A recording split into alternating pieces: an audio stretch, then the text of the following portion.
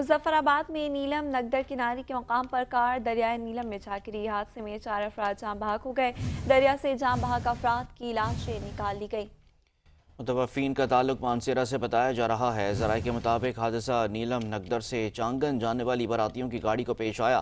حادثے میں ڈرائیور صابر، افضال، شراز اور محمد اجمل شامل ہیں، جبکہ نقاش ولد اورنگزیب کو اسپتال پہنچا دیا گیا ہے۔ زخمی دلہا کی حالت خطرے سے باہر بتائی جا رہی ہے۔ بدقسمت بارات مانسیرہ سے چانگن جا رہی تھی۔ مزید تفصیلات جانتے ہیں ہمارے نمائندے سردار عدنان سے۔ عدنان، بتائیے گا کہ کس طرح سے افسوسناک حادثہ پیش آیا ہے؟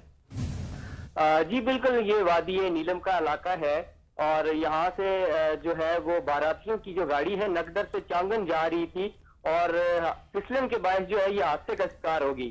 حادثے کے باعث جو ہے وہ 4 افراد جو ہے وہ موقع پہ جاں بحق ہو کے، جبکہ اس میں کار کے اندر جو سوار دلہا ہے وہ شدید زخمی حالت میں جو ہے وہ اسپتال اس کو منتقل کیا گیا ہے، جہاں پر اس کی حالت جو ہے وہ خطرے سے باہر ہے۔